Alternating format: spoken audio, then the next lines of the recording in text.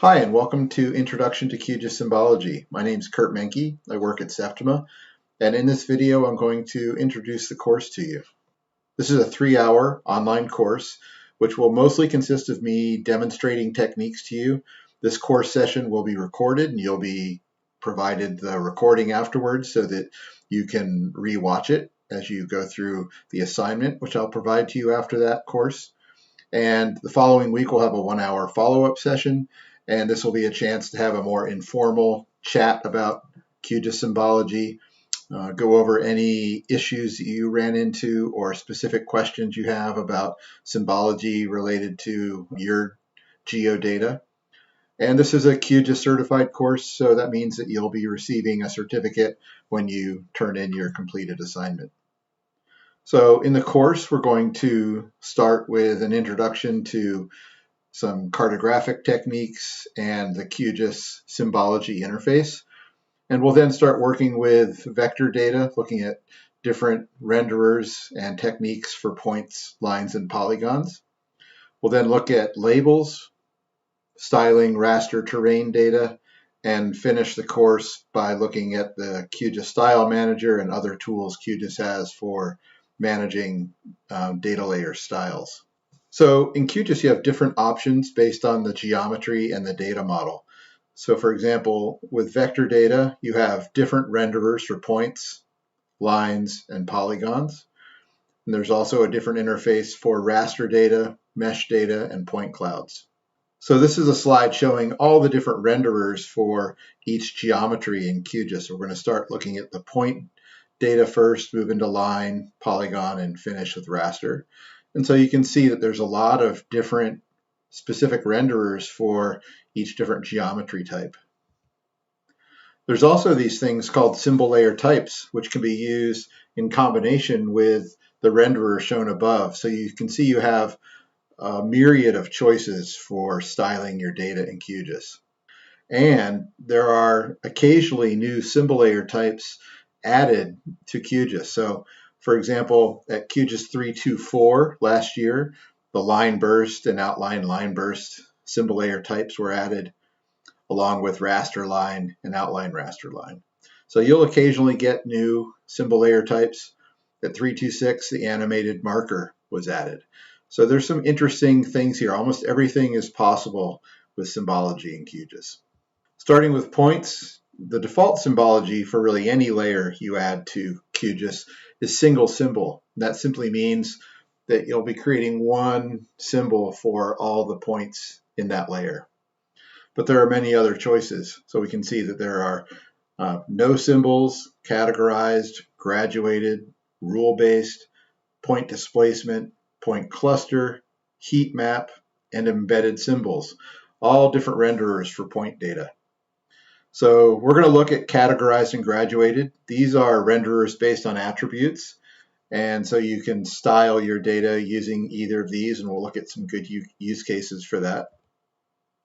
There's also a series of renderers for points that are densely arranged. These are all designed to show the density of points, point displacement, point cluster, and heat map. There's rule-based rendering, which is where you use an expression to define categories of a layer to give them specific symbols. And then there's no symbols. Believe it or not, there's situations where it's ideal to have no symbols for a layer, and we can discuss that.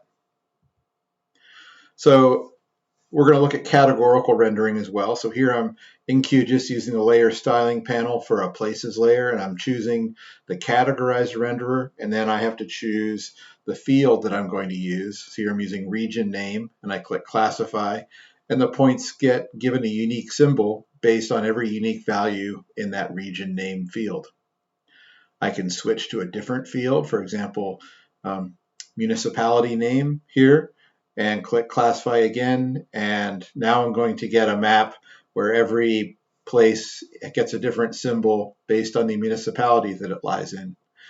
And so there's a lot of uses for the categorized renderer. After that, we'll cover working with line data. So you have a lot of the same basic renderers, categorized, graduated, rule-based, but you have one called merged features, which is fairly new. And then you have different symbol layer types for lines. We're going to look at many different applications for lines, but one will be hashed lines for trains. So the typical symbol for a railroad line on a map is a kind of a hashed line symbol like you're seeing now. And so that's one of the symbol layer types for lines in QGIS. And it has a lot of settings. Many of these renderers have numerous settings that you can adjust to set the symbol just as you need it to be.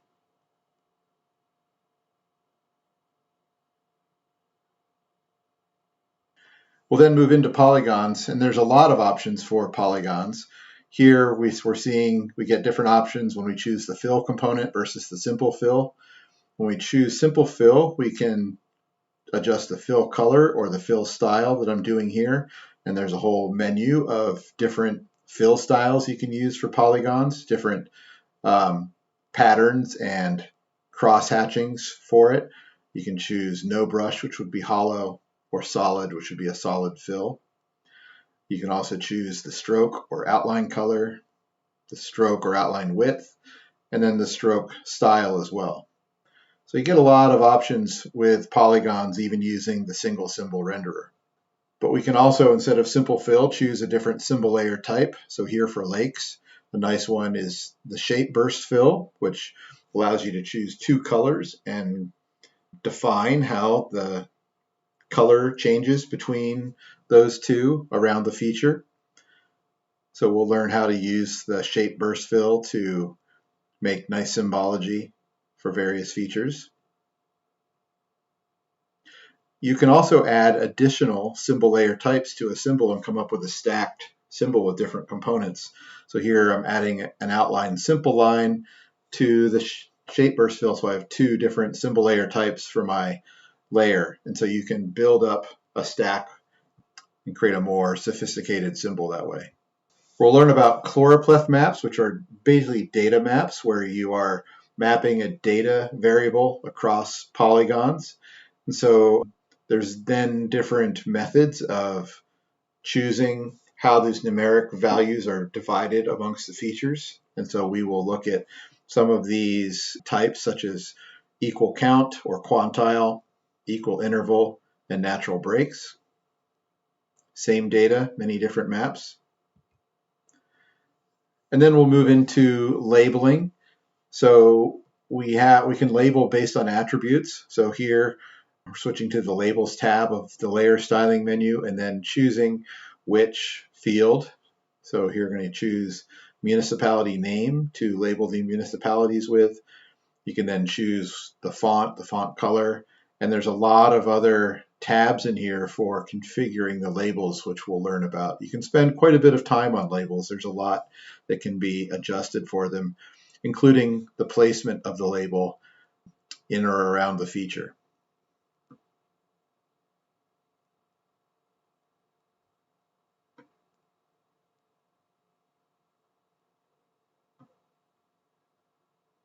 We're then going to move into working with raster data, and here we're going to use some blending modes. So this slide shows you the different blending modes that QGIS comes with. These are standard algorithms that are in many graphic softwares, and QGIS was the first GIS to incorporate them.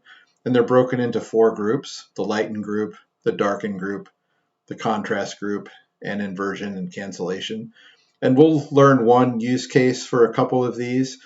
These are covered more thoroughly in the advanced data visualization course that I offer, but we'll give it a nice introduction to blending modes here. And what we're going to do is work with a digital surface model and first see how we can use the hillshade renderer to render that as a hillshade. We can then use the multiply blending mode to create a second copy of that with some colors and to combine the hillshade rendering with the single band pseudo color rendering to get this color hillshade effect, which becomes quite magnificent. So you can do a lot of really nice cartography with just a few clicks in QGIS. We can also render terrain as contours. So here we're using the contour renderer with another copy of that data set. And we can also apply a blending mode to that to soften the contours and make them blend into the map a little bit more. And finally, with some polygon symbology, we can add the lakes to the map and use that shape burst fill that I briefly showed earlier to give a nice rendering of the lakes against the terrain. To finish the course, we're going to look at the QGIS Style Manager, which is where you can manage your styles. The Style Manager has different tabs for marker line, polygon, color ramps, text formats, label settings, legend patch shapes, and 3D symbols. So you can manage all of this within the Style Manager, and you can add tags to your symbols so that they're easy to find. And there's even tools for importing and exporting symbols. And QGIS comes with an online repository, and you can browse directly to that repository and download styles and pull them into QGIS from there. There are also processing algorithms around styles in QGIS. So I'll cover how to use these different tools. And so with this introduction, you're going to have a pretty thorough understanding of how to work with symbology for the most common data models in QGIS. And once you go through the assignment that I give you, you'll have some great firsthand experience on doing all of this. Another resource that you'll be provided is a step-by-step instructions document. So you have the recording of the class and step-by-step instructions to use while you work through the assignment, and then the follow-up session to ask any questions that you encounter. Thanks. I look forward to meeting you in class.